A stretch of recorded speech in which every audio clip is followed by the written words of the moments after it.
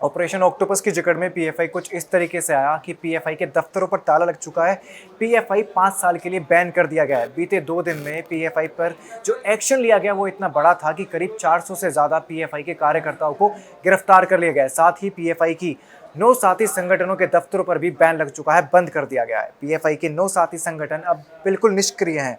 उन पर सरकार ने इतना बड़ा एक्शन लिया है। पीएफआई पर ये एक्शन गृह मंत्रालय ने और अजीत डोभाल ने मिलकर लिया है। अमित शाह और अजीत डोभाल की मिलीजुली प्लानिंग है कि अब पीएफआई खत्म कर दिया गया है, बिल्कुल बंद कर दिया गया है। करीब 500 से ज़्यादा पीएफआई के कार्यकर्ताओं को गिरफ्तार या फिर हिरासत में ले लिया गया है। स्टेट प्रेसिडेंट हो या फिर उसके कार्यकर्ता हो, सभी अब जेल के पीछे हैं, सलाखों के पीछे हैं। ये तो बात हो गई पीएफआई पर बैन की, पर पीएफआई पर बैन लगा क्यों? पीएफआई फंसा कैसे और पीएफआई नपा कैसे? और क्या है ये गजबा हिंद 2047? ये चीज़ें जानना बहुत ज़रूरी है। आपके दिमाग में भी ये सवाल होगा कि गजबा हिंद 2047 ही पीएफआई का मेन मोटिव क्या था और लोन वुल्फ किस तरीके से इसको कामयाब कर सकता था। सबसे पहले बात करते हैं कि पीएफआई नपा क्यों, पीएफआई के नपने के कारण क्या थे। सबसे बड़ा और सबसे मेन पॉइंट है पीएफआई के नपने का शाहीन बाग। शाहीन बाग से ही पीएफआई पॉपुलर हुआ। पॉपुलर फ्रंट ऑफ इंडिया के पॉपुलर होने का कारण ही शाहीन बाग रहा। उसके बाद सीए एनआरसी को लेकर प्रोटेस्ट, उसमें भी पीएफआई का नाम बार बार सामने आया। सिर तन से जुदा के अगर नारे लगे तो वहां पर भी पीएफआई का नाम सामने आया। विदेशी फंडिंग, पीएफआई का नाम सामने आया। एसडीपीआई, सिमी, जो कि पीएफआई की ही ब्रांच पार्टीज हैं, पीएफआई की पॉलिटिकल पार्टीज हैं, उनका नाम लगातार बार बार सामने आया। दिल्ली दंगे हुए, पीएफआई का नाम सामने आया। दिल्ली दंगों में भी पीएफआई ने फंडिंग की हुई थी, तो भी पीएफआई का नाम सामने आया। जम्मू कश्मीर से लेकर केरल तक जहां जहां भी सर तन से जुदा के नारे लगे वहां पीएफआई। कुल मिलाकर देश में जहां पर भी अशांति फैलाने की कोशिश की जा रही थी वहां पर पीएफआई का नाम सामने आया और पीएफआई इसी चक्कर में नप गया। ये पीएफआई के नपने के कारण थे। अब पीएफआई फंसा कैसे, किस तरीके से पीएफआई के मूवमेंट्स को ट्रैक किया गया, ये भी जानना बहुत ज़रूरी है। साल 2017 से लगातार रडार पर था पीएफआई। चाहे बात आईबी की करें, एटीएस की करें, या फिर हम बात करें फंडिंग ईडी की और आईटी की, इनकम टैक्स और एनफोर्समेंट डिपार्टमेंट, परिवर्तन निर्देशालय, इन्होंने लगातार पीएफआई पर नज़र बनाकर रखी हुई थी। पीएफआई इनके रडार पर था। फिर बात करते हैं विदेशी फंडिंग की। पीएफआई को जो बाहर से फंडिंग की जा रही थी उस पर नजर गाड़ी हुई थी कि किस तरीके से पीएफआई फंडिंग ले रहा है, पैसा ले रहा है, टेरर का प्लान कैसे एग्जीक्यूट कर रहा है। ये चीज़ बहुत ज़्यादा ध्यान में थी, बहुत ज़्यादा सर्विलांस के अंदर थी।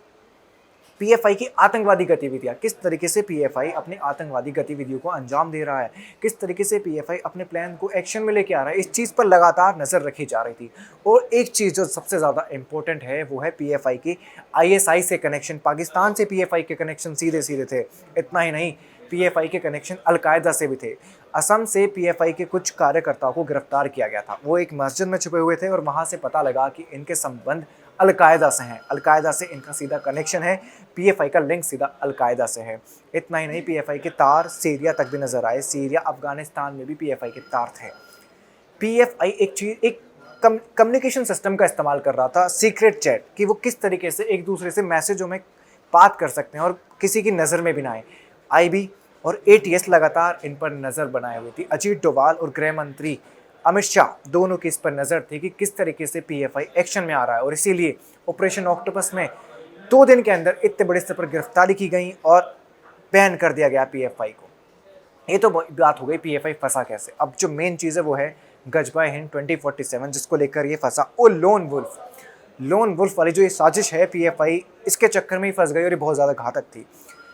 लोन वुल्फ वाली साजिश में पीएफआई अपने एक एक कार्यकर्ता को ज़मीन पर भेज रहा था, अंडरग्राउंड, एक मतलब अंदर ही अंदर काम करवा रहा था। वो ये फैला रहा था कि जो इनके उलेमा हैं, एक खास वर्ग के उलेमा, उनकी बात आगे नहीं रख रहे हैं, उनको समझा नहीं रहे हैं, उनके हित की बात नहीं कर रहे हैं, सरकार उनका साथ नहीं दे रही है।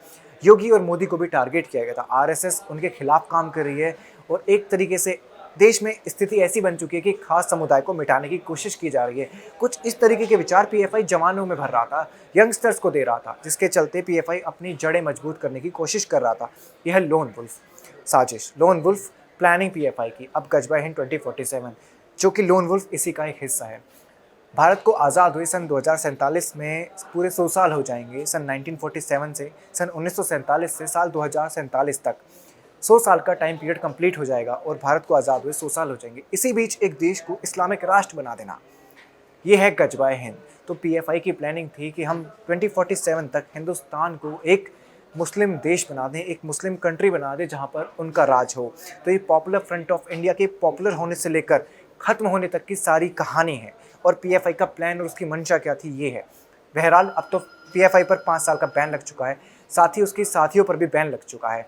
अब अजीत डोभाल और गृह मंत्रालय और अमित शाह ने ये फैसला ले लिया है, ये निर्णय ले लिया है और ये डिसाइड कर लिया है कि वो किसी भी ऐसी ताकत को पनपने नहीं देंगे जो इस तरीके की हरकत देश में करे, देश में आतंकवाद बढ़ाए या फिर किसी भी तरीके की अशांति फैलाए। नमस्ते, मैं शशांक त्यागी और आप देख रहे हैं इंडिया न्यूज़।